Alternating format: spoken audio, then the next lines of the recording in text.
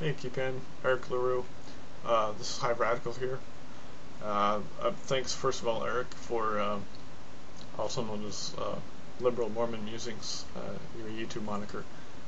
If you hadn't commented on that, I'd kind of forgotten about that I'd responded to this, and that I did want to add some commentary, and I actually enjoyed going back over QiPeng. I hope I'm pronouncing that right, QiPeng. Going back over your video on entrepreneurship, I really like some of the things it brings up about entrepreneurship and about commerce and the futility by itself of mammon being a word for commerce. I like to use that.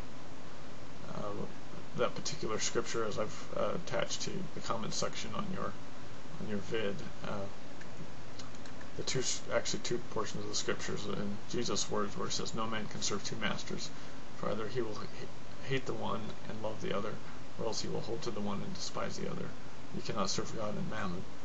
And then the follow-up to that Christ spoke, and as this relates to Mormonism, it's kind of interesting because this is also quoted in our Doctrine and Covenants, which is another part of our canonized scripture.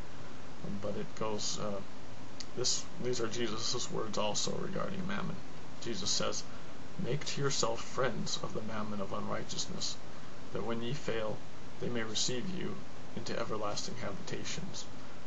Luke 16:9 for anybody who wants a reference on that in the King James Version.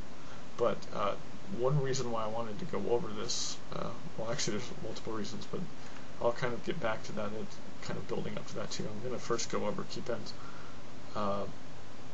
comments on this. He talks about entrepreneurship as being, in his view, the commodification of objects. And before I go a bit further, looking up the definition of, literal Merriam-Webster dictionary definition of entrepreneurship comes from a French word to undertake, somebody who undertakes something, who undertakes some task, generally some venture to produce a profit. And we'll get into this. He makes the comment, QiPeng does, about the objects in an economy kind of exist to duplicate themselves. This kind of interesting ties, at least in my mind, to looking at just biology, the natural economy of things. That is what has biology moving on, the survival of the fittest. That thing which reproduces itself is what survives, and things that don't reproduce themselves don't survive.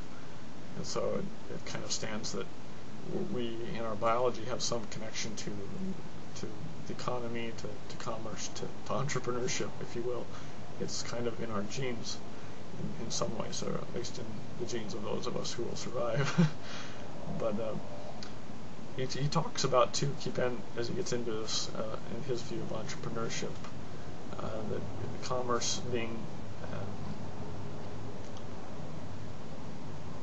in entrepreneurship, you want to increase scarcity, you want to so you get the highest yield for what you produce, for what you replicate, or what have you. And it has some really interesting connections to a talk given by James Burke. It's called, I believe it's called The Knowledge Web. I will have to double check that, and I'll post it in my comments. But James Burke, he's a journalist,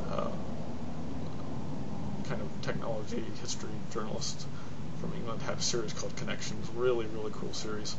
I'd highly recommend it.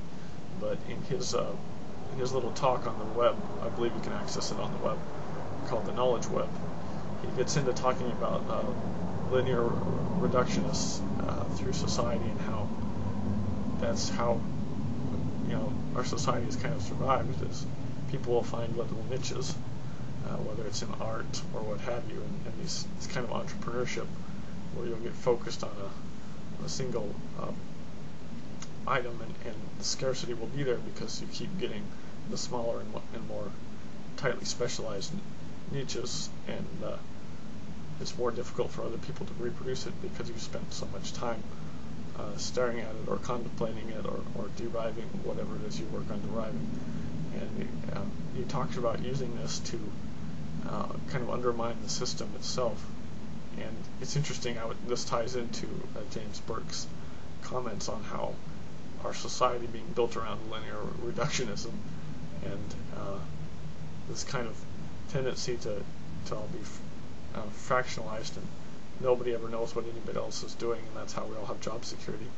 How that could ultimately undermine our whole society. But connecting this again to the concept of the entrepreneur and us being in a society now where we're so seemingly undependent on very much of anything for our base subsistence. I mean, the poorest in America can get a hold of food relatively easily. Not always the most wonderful sources of food per se, but generally communication, food, housing is not something terribly difficult to come by. Obviously, the higher quality you want, and quality being a subjective thing again, then the more you have to put into the system. But sorry if this is too meandering. I'm trying to stay focused. But to get back on this, where he talks about how we can't take these things with us to the grave, and that kind of, I think, does focus on Christ's message that you can't serve God and mammon. But I think it also,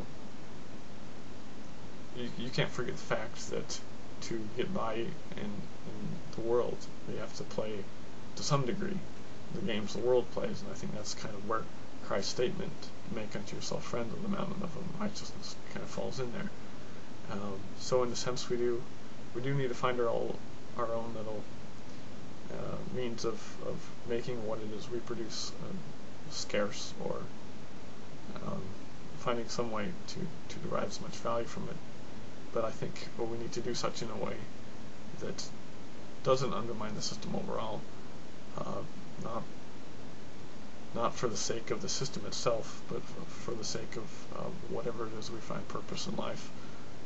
If the system gets to the point where it is undermined completely, then we lose this particular system, and the system will always end up degenerating. And I think any ultimate purpose or goals you have in life beyond materialism and objects